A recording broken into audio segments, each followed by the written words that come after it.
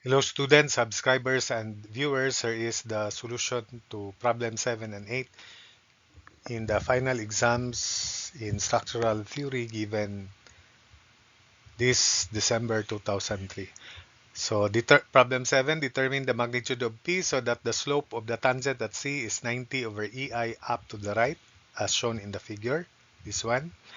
And also determine the corresponding deflection at D. So I'll use area moment theorems here.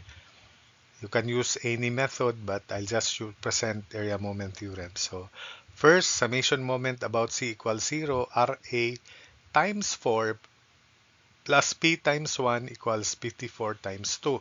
So RA is 27 minus P over 4. I select C as the moment center, so RA 27 minus P over 4 times 4 is 108 minus P, supposedly over EI, but EI is constant. Moment of the 54 kilonewton load, 54 times 2, 108. And moment of P at C is that 1P. So first, we extend the tangent line, 90 over EI. This is also 90 over EI. We learned that the tangent of the slope is equal to the slope itself in radians. 90 over EI, tangent of 90 degrees over EI is 90 over EI equals opposite deviation of point A relative to the tangent at C all over 4. So therefore, deviation of A relative to C is 4 times 90 over EI, 360 over EI. So deviation of A relative to the tangent at C is the moment of areas between A and C with respect to A. So these are the two areas to be considered, and we sum up moment about A, equate it to 360. So EI, deviation of A relative to C, 360. Moment of this positive area, 1/2 of 4 times quantity 108 minus P. Moment arm is 2/3 of 4, and that is 8/3. Minus the moment of this area, 1/2 of 2 times 108. This is 1/3 of 2, 2/3. So that distance is 4 minus 2/3.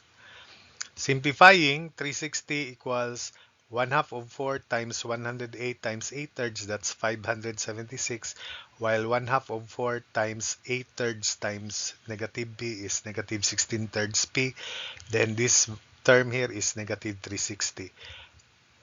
Therefore, P is, transpose this to the left, 576 minus 360 minus 360 divided by 16/3, so P is negative 27.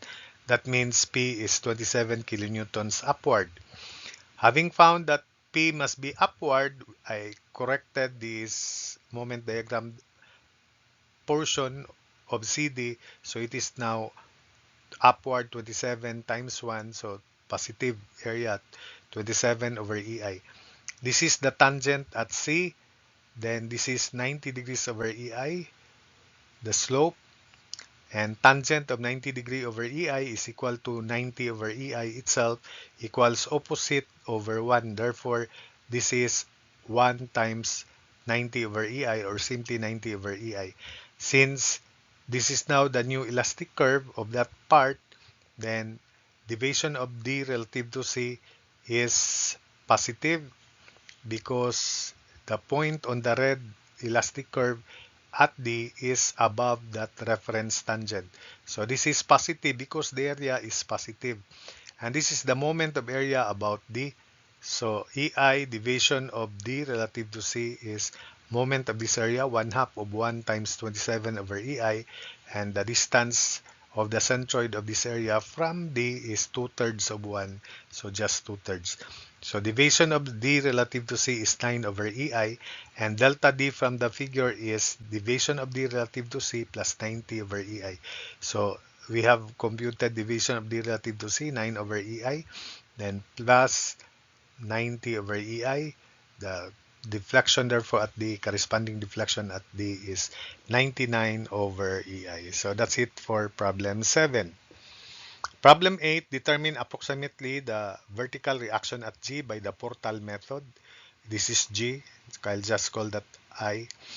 And the moment at G by the cantilever method. So let's concentrate first by in computing the vertical reaction at G by the Portal method. The principle is share of the exterior columns is twice, share of the interior column rather, is twice the shear carried by the exterior column. So if I call that V2, V2, this is 2 V2. Considering the upper free body diagram, AT equals 4 times V2, so V2 is 20 kilonewtons. Then, considering above this horizontal line, I'll call this V1. So interior column 2V1, exterior column V1. So 80 plus 120 equals 4V1. So V1 is 50 kilonewtons. Since we are interested of GY, I'll just draw this part, the free body diagram. And V2, remember, is 20 kilonewtons. Call that DI, centroid of DI here. There is a hinge by principle. So this is 4 meters, this is 2 meters, half of 4, half of 8. Then summation moment about DI equals 0, I'll call this FIH, which is in compression. FIH times 4 equals 20 times 2, so FIH is 10 kilonewtons. Transmit FIH on the free body diagram of joint H. So that's 2, 4 meters. This is 1 half of 6, so 3 meters. Summation moments about EH, so we have 20 kilonewtons rightward, FIH 10 transmitted, call this FGH. FGH, the vertical component of reaction at the hinge, is actually GY if you transmit it to this lower half of the column. So FGH is GY. Then this is V1, 50 kilonewtons. So summation moments about EH equals 0. This is the equation. Sorry, this is the equation. So FGH counterclockwise positive times 4. Then everything is clockwise, so equals 20 times 2 plus 10 times 4 plus 50 times 3. So FGH is equal to GY equals 57.5 kilonewtons upward. That's not T, upward, meaning to say it's compression. So that's part A. Part B, so column areas are assumed to be 1. There's no given column area. So total area is 3. This is the reference. So 3 times X equals 1 times 0 plus 1 times 5 plus 1 times 13. 5 plus 8 is 13. So X is 6 meters. Therefore, I is 1 times 6 square plus 1 times 1 square, because that's 1. Then plus 1 times 7 square, that's 7. So I is 86 units to the fourth. M2 is 80 times half of 42, so 160 kilonewton meter. M1, the moment at the centroid here, is 80 times 4 plus 3, so 7 plus 120 times half of 6, 3, 920 kilonewton meter. So stress is moment C over I. So F, this is the stress diagram for the upper part. So FHI divided by area, which is 1, equals moment at 2, 160. Distance of that centroid from this column area is 7, divided by I, 86. So FIH is 13.023 kilonewtons compression, which is now this. Then having found FHI, then let's solve for FGH. This is the stress diagram. FGH over 1 equals moment 920, distance 7 over I. So FGH is 74.884 kilonewtons upward.